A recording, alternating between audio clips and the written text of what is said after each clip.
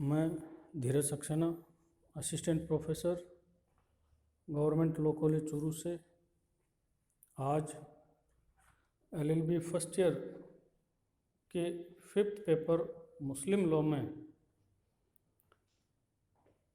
विवाह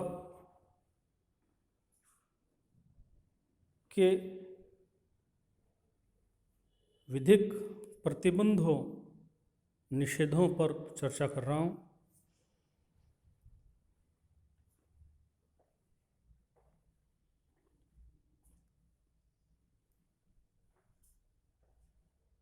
मुस्लिम विधि में 3 तरह के प्रतिषेध या निषेध किए गए हैं, जिनमें पहले हैं पूर्ण निषेध, दूसरे हैं अपूर्ण या अस्थायी निषेध और तीसरे हैं विविध निषेध। यदि हम पूर्ण निषेध या पूर्ण प्रतिबंध या पूर्ण असमर्थता एब्सोल्यूट प्रोहिबिटेशंस या बार्स की बात करें तो ये कुछ तरह के संबंध होते हैं जिनको या जिनके मध्य विवाह को वर्जित किया गया है।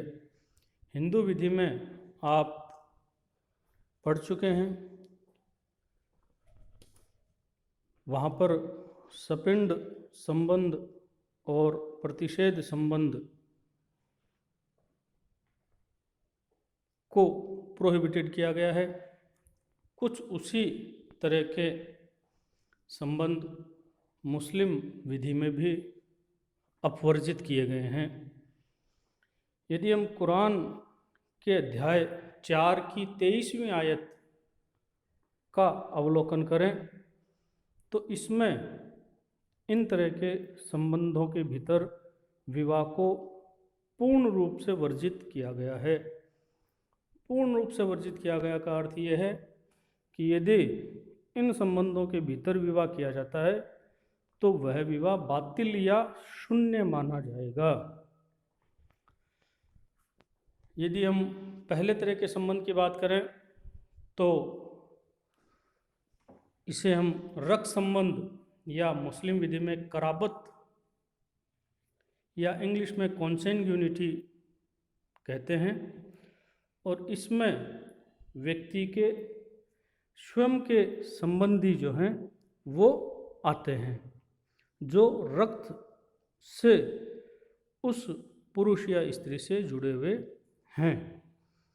जैसे यदि हम पुरुष की बात करें तो वह अपनी माता या दादी सोन जितनी भी ऊपर है उससे विवाह नहीं कर सकता। इसी तरह वह पुरुष अपनी पुत्री या पौत्री चाहे जितनी नीचे की पीढ़ी की हो उससे विवाह वर्जित है।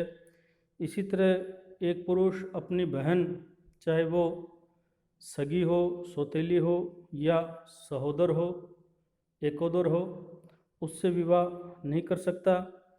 इसी तरह एक पुरुष अपने भाई की पुत्री, पौत्री आदि से विवाह नहीं कर सकता। और इसी कड़ी में अंतिम संबंध कहे जाते हैं जिसमें पिता की बहन, माता की बहन, दादा दादी की बहन आदि सोन।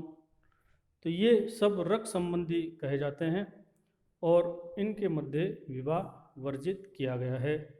इसी तरह यदि हम बात करें दूसरे तरह के संबंध जिनको हम कहते हैं विवाह संबंध, मुस्लिम विधि में मुशारत और इंग्लिश में एफिनिटी कहा गया है।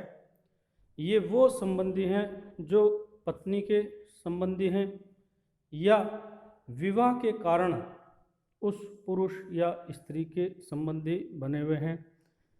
जिनमें यदि हम बात करें तो एक पुरुष अपनी पत्नी की माता, दादी जो भी सोन हैं उनसे विवाह नहीं कर सकता। इसी तरह एक पुरुष अपनी पत्नी जिससे विवाह पूर्णता को प्राप्त हो चुका है उसकी पुत्री, पौत्री आदि से विवाह संबंध कायम नहीं कर सकता। इसी कड़ी में यदि हम देखें तो एक पुरुष अपने पिता की या पितामह या परपितामह की पत्नी से विवाह नहीं कर सकता। यहाँ पर एक बात विशेष आपको ध्यान देना है कि पिता की पत्नी का अर्थात उसकी माता नहीं, उसकी माता तो रक्त संबंध में आ गई। पिता की पत्नी से अर्थ यहाँ पर मुस्लिम विधि में चूँकि पुरुष 4 तक विवाह कर सकता है, तो पिता की जो अन्य पत्नियां हैं जिसने उनको जन्म नहीं दिया है, उनसे भी विवाह संबंध हो गया, वो भी माता समान हैं, इसलिए उनको भी विवाह से वर्जित किया गया है। और इसी में यदि हम बात करें तो एक पुरुष अपने पुत्र की, पौत्र की, प्रपौत्र की पत्नी चाहे जितनी नीचे पीढ़ी की हो, उससे विवाह संबंध नहीं बना सकता। तो ये कुछ कारण हैं, कुछ संबंध हैं जिनको विवाह से उत्पन्न हुआ माना जाता है और इनको वर्जित किया गया है। इसी तरह इस कड़ी में तीसरा संबंध है धात्रेय संबंध। हिंदू सोसाइटी में आपने पन्नाधाय का जिक्र अवश्य ही सुना होगा। तो हिंदू विधि में भी धाय माता कहा जाता है और मुस्लिम विधि में इसको धात्रेय संबंध कहा गया है, जिसे हम रिजा के नाम से जानते हैं, फोस्टरेज रिलेशनशिप। यहाँ पर एक बात अनिवार्य है कि वह संतान 2 वर्ष से कम उम्र की होनी चाहिए, अर्थात 2 वर्ष की आयु प्राप्त करने से पूर्व अगर किसी पुरुष ने अपनी माता या अपनी जननी से भिन्न किसी स्त्री का दुग्धपान किया है, तो वह पुरुष उस स्त्री के मध्य धात्रेय संबंध उत्पन्न हो जाता है और वह उसकी माता के समान हो जाती है। तो यहाँ पर केवल वह माता ही नहीं बल्कि रक्त संबंध स्थापित हो जाता है, अर्थात उस स्त्री का जो रक्त संबंधी हैं या उस स्त्री के यदि किसी अन्य संतानों ने भी 2 वर्ष से कम आयु में दुग्धपान किया है, तो वे सभी आपस में धात्रेय संबंधी कहलाते हैं और उनके मध्य विवाह संबंध को वर्जित किया गया है। तो धात्रेय भाई बहन आदि इनके मध्य विवाह को वर्जित किया गया है। सुन्नी विधि में तो सभी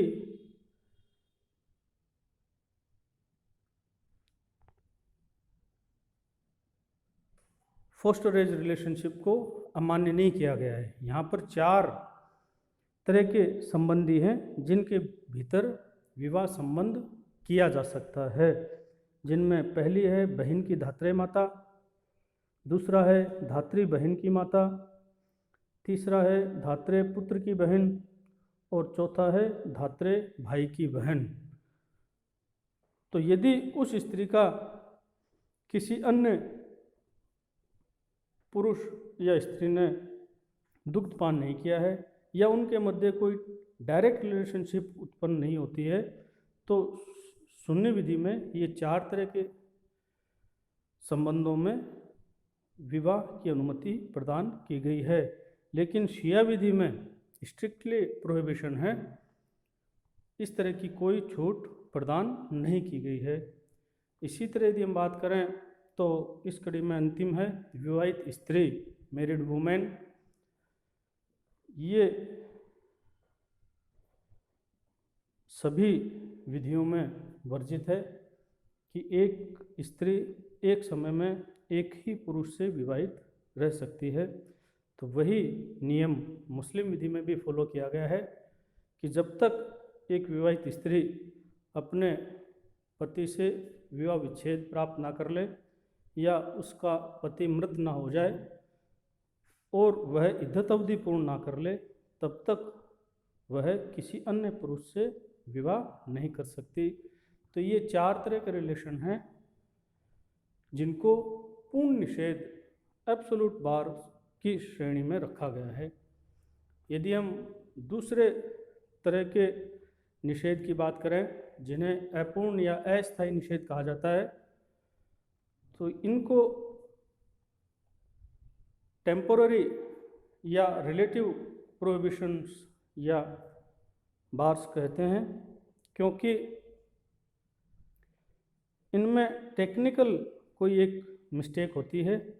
अगर उस टेक्निकल मिस्टेक को करेक्ट कर लिया जाए तो वह विवाह रेगुलर मैरिज, निकाह की श्रेणी में आ जाता है। यदि हम इसमें बात करें तो इसमें पहले तरह का अस्थायी निषेध किया गया है, अवैध संयोग, अनलॉफुल कंजक्शन, अर्थात एक पुरुष दो ऐसी स्त्रियों के साथ एक साथ विवाह संबंध कायम नहीं कर सकता जिनके मध्य पूर्ण निषेध का संबंध हो। अर्थात यदि दो स्त्रियां अगर आपस में विवाह के लिए वर्जित हों, यदि उनमें से एक पुरुष होता, तो वह पुरुष उन दो स्त्रियों के साथ एक समय में विवाह संबंध कायम नहीं कर सकता। जैसे दो बहनें, बुआ और भतीजी, मौसी और भतीजी, तो ये चूँकि आपस में प्रोहिबिटेड रिलेशनशिप में आती हैं स्त्रियां, इसलिए उनके साथ एक समय में विवाह नहीं किया जा सकता। ये संभव है कि एक बहन के साथ विवाह कर लिया, वह विवाह ब्रेक हो जाए, उसके पश्चात वह दूसरी बहन से विवाह कर ले, लेकिन एक साथ दो बहनों से विवाह नहीं किया जा सकता। इसी तरह यदि हम बात करें तो इसमें दूसरा अस्थायी प्रतिबंध है फिफ्थ मैरिज का, पांचवा निकाह। एक पुरुष को एक समय में 4 तक विवाह करने की छूट है। पांचवा विवाह वह अगर करता है तो सुन्नी विधि कहती है कि वह विवाह इर्रेगुलर मैरिज मानी जाएगी, और पहले 4 में से एक विवाह जब खंडित हो जाएगा तब वह पांचवा विवाह चौथी मैरिज के रूप में मान्य हो जाएगा। इसी तरह यदि हम बात करें तो साक्ष्यों की अनुपस्थिति, तो अगर सुन्नी पक्षकारों के मध्य विवाह हुआ है और दो पुरुष या एक पुरुष और दो सक्षम महिलाएं अगर विवाह के समय उपस्थित नहीं थी, तो यह फासिद विवाह की श्रेणी में आएगा। शिया विधि में चूँकि विवाह के समय साक्ष्यों की उपस्थिति अनिवार्य नहीं है, इसलिए वहाँ पर इसका कोई प्रभाव नहीं पड़ता है। इसी तरह यदि हम बात करें धर्म भिन्नता की, डिफरेंस इन धर्मा, तो आप जानती हैं कि सुन्नी विधि में 4 उपसंप्रदाय हैं और शिया विधि में 3 उपसंप्रदाय हैं। अहमदिया ग्रुप है और मोताजिला ग्रुप है। तो ये आपस में यदि एक पुरुष और एक स्त्री विवाह करते हैं तो ये इंटर रिलीजियस मैरिज नहीं है, ये इंटर कास्ट मैरिज हो गई, क्योंकि सभी मुस्लिम हैं। यहाँ पर धर्म भिन्नता से बात है कि पुरुष या स्त्री अगर मुस्लिम नहीं है, गैर मुस्लिम है, यहूदी, ईसाई, हिंदू या पारसी, तब यह प्रतिबंध जो है वो प्रभावी होता है। मुस्लिम विधि में किताबिया जो स्त्री है उसके साथ मुस्लिम पुरुष का विवाह मान्य माना गया है। किताबिया कहते हैं यहूदी और क्रिश्चियन को, और मूर्ति पूजक कहा जाता है हिंदू को, और अग्नि पूजक कहा जाता है पारसियन को। तो किताबिया से विवाह वैध है, लेकिन गैर किताबिया यदि है, हिंदू या पारसी है, तो उससे विवाह जो है वो इस अनियमित श्रेणी में माना जाएगा। और जब वह स्त्री धर्म परिवर्तन कर ले तो वह विवाह रेगुलर मैरिज की कैटेगरी में आ जाएगा। एक बात यहाँ ध्यान देने योग्य है कि शिया विधि में इस तरह का कोई छूट जो है वो प्राप्त नहीं है। शिया विधि में गैर मुसलमान पुरुष या स्त्री दोनों से ही विवाह वर्जित है। यह जो छूट है किताबिया और गैर किताबिया की, यह केवल सुन्नी पुरुष को ही प्राप्त है।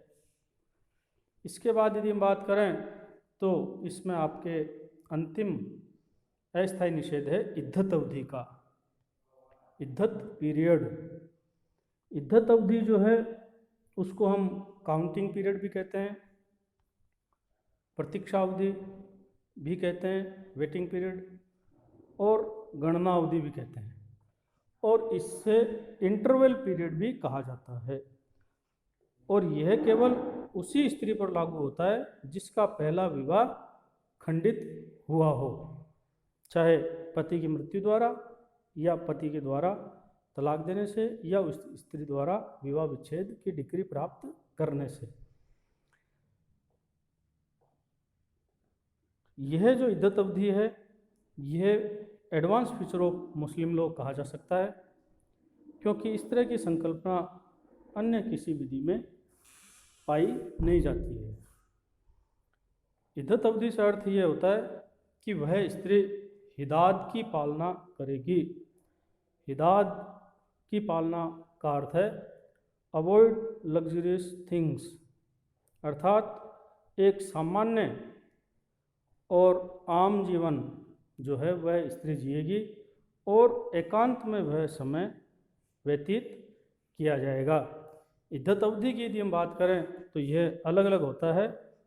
जैसे अगर किसी स्त्री का विवाह पति की मृत्यु से खंडित हुआ है तो यह अवधि 4 माह 10 दिन की मानी जाती है, और अगर विवाह विच्छेद के माध्यम से विवाह खंडित हुआ है तो यह अवधि 3 माह की मानी जाती है।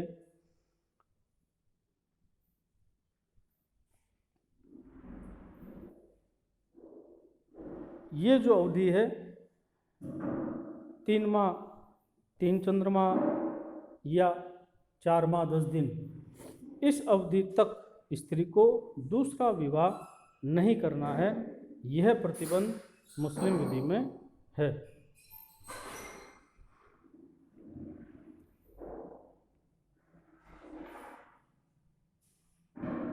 इद्दत अवधि पर आपको विस्तार से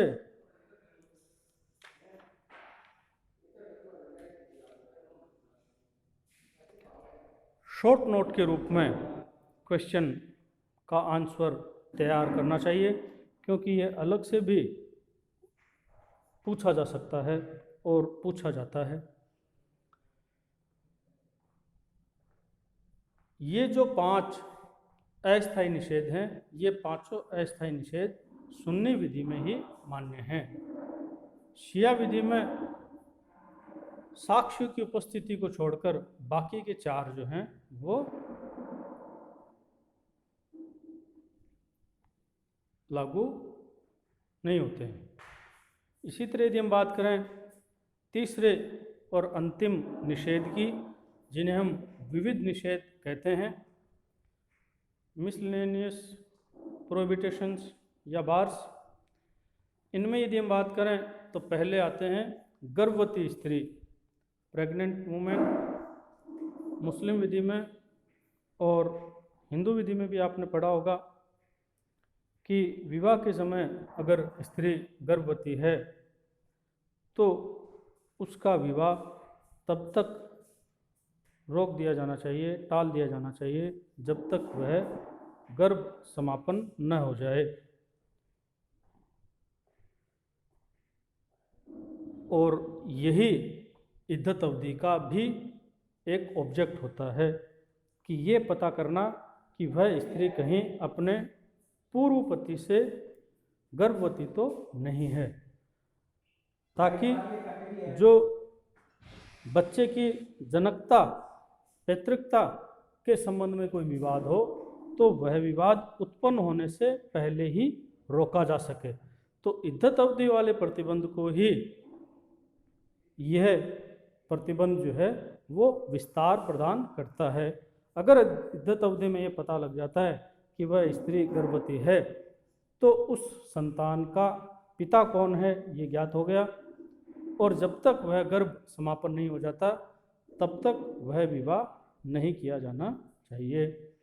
इसी तरह यदि हम बात करें तो एक प्रतिबंध हज यात्रा के संबंध में है, जो केवल सुन्नी हनफी में मान्य माना जाता है, और इसमें ये प्रावधान है कि हज यात्रा के लिए अगर कोई व्यक्ति निकल गया है और उसने इहराम का अर्थ है वे विशेष वस्त्र जो तीर्थ यात्रा के दौरान पहने जाते हैं, तो उन इहराम को पहने हुए और पवित्र क्षेत्र में मक्का मदीना का जो क्षेत्र है हज यात्रा का, उस एरिया में विवाह की संविदा नहीं की जानी चाहिए। इसी तरह यदि हम बात करें तो तीसरा तलाक का एक प्रतिबंध है कि यदि किसी पुरुष ने अपनी पत्नी को ट्रिपल तलाक, तीसरा तलाक या तलाकुल विद्दत के माध्यम से विवाह विच्छेद किया है, तो वह पुरुष उसी स्त्री से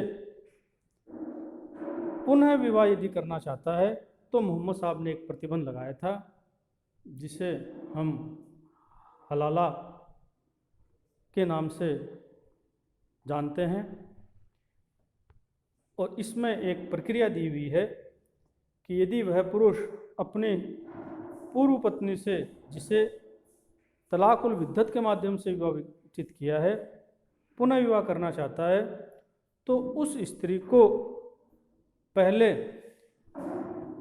विवाह का इद्दत अवधि को पूर्ण करना होगा। उसके पश्चात वह स्त्री किसी अन्य पुरुष से विवाह करे, वह विवाह पूर्णता तक पहुँचे, उसके पश्चात वह विवाह खंडित हो और स्त्री उस विवाह की भी दूसरे विवाह की भी इद्दत अवधि पूरी करे। उस अवधि के पूर्ण होने के पश्चात ही वे पक्षकार पुनः विवाह कर सकते हैं। आप ये जानते भी हैं कि अभी जब उच्चतम न्यायालय ने ट्रिपल तलाक को बैन किया, वॉइड घोषित किया, तब बहुविवाह और हलाला के संदर्भ में भी आवेदन हैं जो उच्चतम न्यायालय में अभी पेंडिंग में है। तो ये हलाला की प्रक्रिया को रोकने के लिए आवेदन किए गए हैं, क्योंकि मोहम्मद साहब ने तो प्रतिबंध पुरुष पर लगाया था, लेकिन अगर एक्चुअल में इस प्रक्रिया को देखा जाए तो स्त्री ही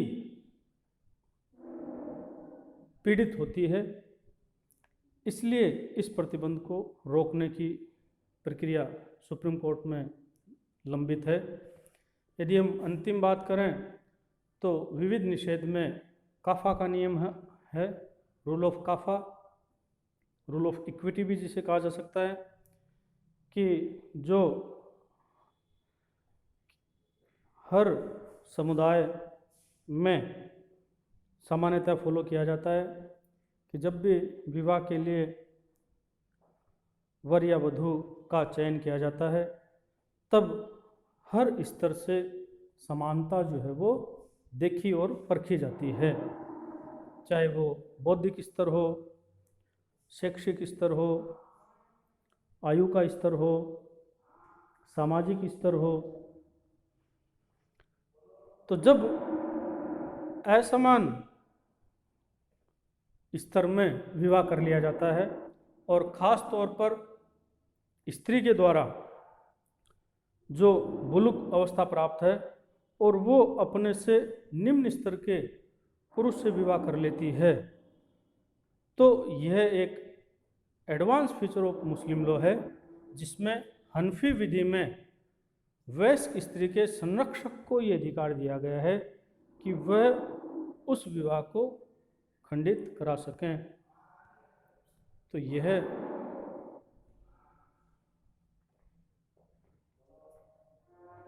विविध निषेध हैं।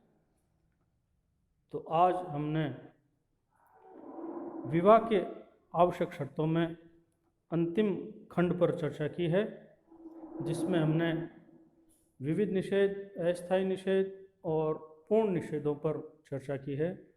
मुस्लिम विधि में विवाह संबंधी अन्य प्रावधानों पर हम अगले वीडियो में चर्चा करेंगे। धन्यवाद।